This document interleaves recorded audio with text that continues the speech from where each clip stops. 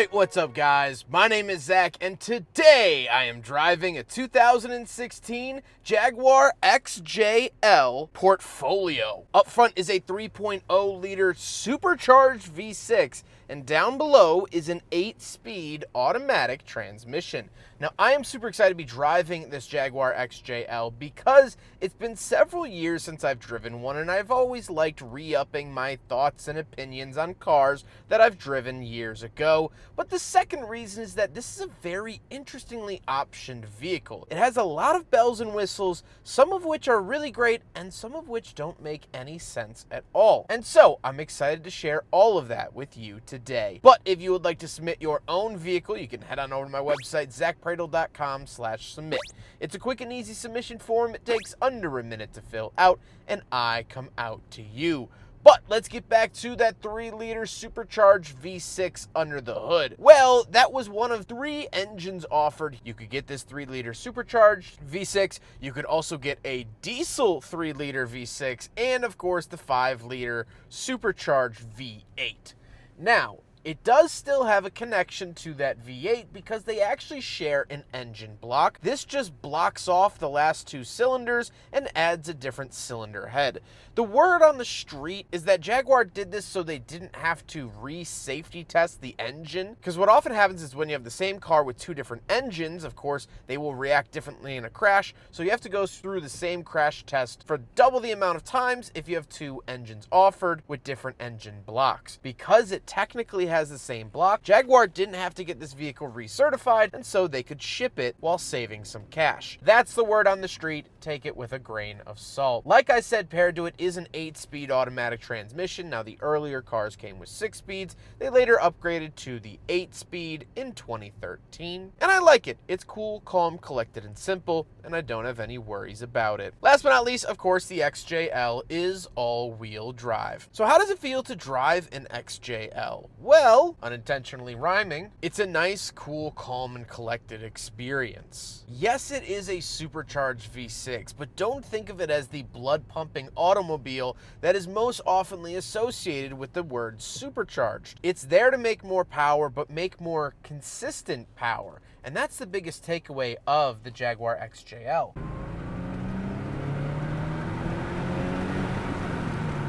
Now, don't get me wrong, it has get up and go for sure, but it's not gonna stick you to the back of your seat. That's what the 5-liter's for. So with that stuff out of the way, let's talk about the interior, because like I said, this car has some very interesting features. Well, in front of me, I have a completely digital gauge cluster. Off to the left is my tachometer, fuel and coolant temperature. In the center is my speedometer, and off to the right is a little Jaguar gauge that I can customize. I like the look of this. I think it works really well. I'm just not overly a fan of all digital gauges all the time, and these are a little bit boring. If they are going to be digital, I would like it to be something a little bit spicier, but that's okay. On the steering wheel, on the left, we have our skip track, volume, mode, and phone options, and off to the right, we have our selectors for that gauge cluster screen that we were just talking about, as well as our cruise control options.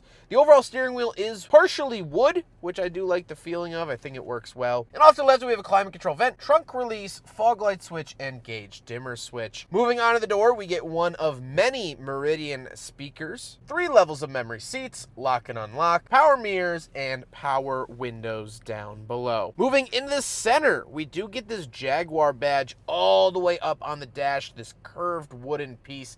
I really, really like that. And we have 2 climate control vents surrounding an analog clock. Absolutely love the look and design of this, because you don't see this in average cars. Whenever I see an analog clock in a car, I know it's something relatively special, and the XJL most certainly is. Down below that, we have the infotainment screen. Now, there's a bunch of cool things that we could do through this. Of course, media, phone, navigation, things like that. There is also a DVD player somewhere on the premise. However, I have no idea where you would put a disc in. If you have any idea in the comment section, please let me know. I can't find it. And so this just has Austin Powers, International Man of Mystery, just playing throughout this whole video.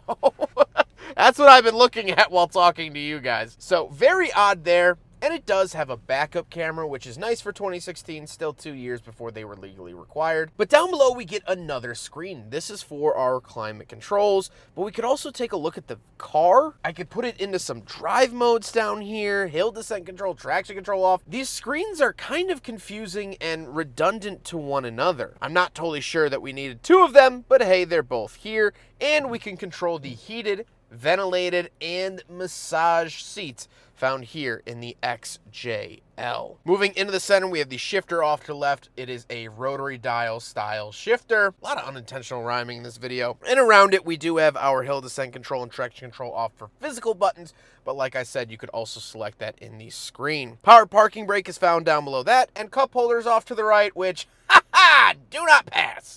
Little ashtray style thing here in the center console, and the center console itself. We have inputs for HDMI, USB-A, SD card, and a 12-volt outlet, but still it doesn't appear to have the DVD player.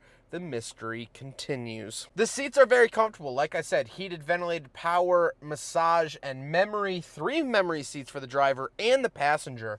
Absolutely lovely to see. This car is very, very well spec'd and very comfortable in it. However, speaking of seats, this is an executive car, so I'd imagine the back seats are where you want to be, so let's hop back there. All right, so we're in the back of the 2016 Jaguar XJL, and a couple of things to note. But first of all, I have to say a little bit of I told you so.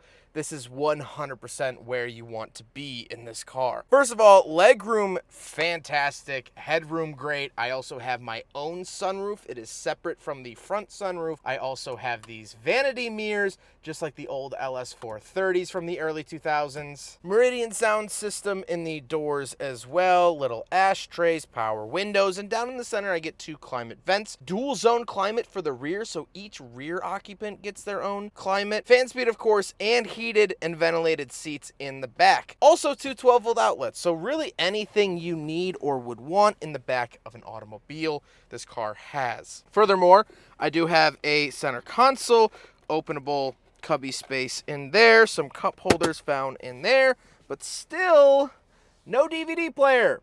The mystery continues even more. And up here, I can activate my power rear sunshade and the sunroof. So, very cool to see that and play with all those fun buttons. Let's hop into the very back. We'll take a quick look at the trunk and cargo space, and then we'll talk about the looks. So around the back of the XJL, here's the thing. If you're gonna do a trunk button on the outside, don't make it chrome. This sticks out like a sore thumb, and it's just not very pretty. It is a power trunk, however, which is very cool to see. And once we are back here, well, nothing too crazy to report. A previous owner seems to have had something very glittery back here, as it is still with the vehicle and will remain that way until Armageddon, or, you know, the sun explodes or whatever, because glitter stays and everything.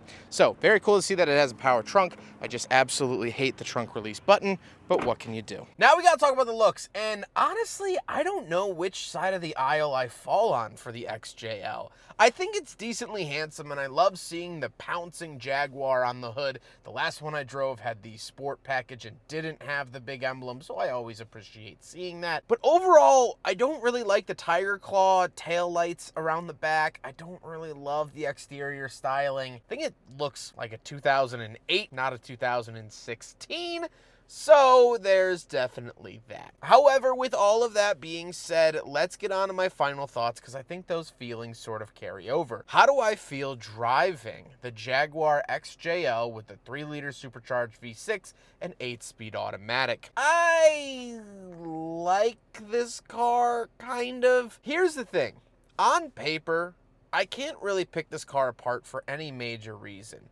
Maybe the reliability in the back of my head, but that's honestly not the biggest concern to me when it comes to this car. I just feel very melancholy about it. There's not a single thing in here that's really pissing me off and getting my goat. But there's also nothing in here that I say, wow, I need to have that in my driveway. I need to take this car home with me at any means possible. And I've said that and felt that way about several cars, a lot of cars here on the channel. I say I want to take this home with all my might, but there's just nothing really gripping me about the XJL. Maybe if it had the 5-liter V8, maybe I would sort of perk an ear to it. Maybe if it had a colored interior, like a light tan or beige or brown, or even a red interior would be so hot. I think then I would start to gravitate towards it. But for right now, there's nothing to latch on to. There's nothing that will stick out in my memory after this video and say, man, you know, for all the crap that car gets, XYZ, it really does this one thing good. I don't know what that one thing would be. It's a sort of master of none vehicle. And although the features in here are fantastic, and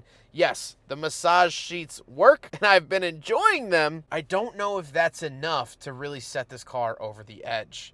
And I feel that way about the Jaguar brand at the moment. Yes, the top trim V8s are amazing and sound wonderful, but anything else than that, I honestly wouldn't glance twice in a parking lot. And this is coming from the guy that absolutely lost his marbles when he saw a Geo Metro LSI outside of Costco. I hope you guys enjoyed the video. Huge thank you to Patrick for setting up this video. Patrick, I love you, buddy. Appreciate it. But I hope you guys enjoyed the XJL in all of its glory. But I hope you guys enjoyed the video. Don't forget to rate the video, comment on the video, and subscribe if you really liked it. Take care, guys.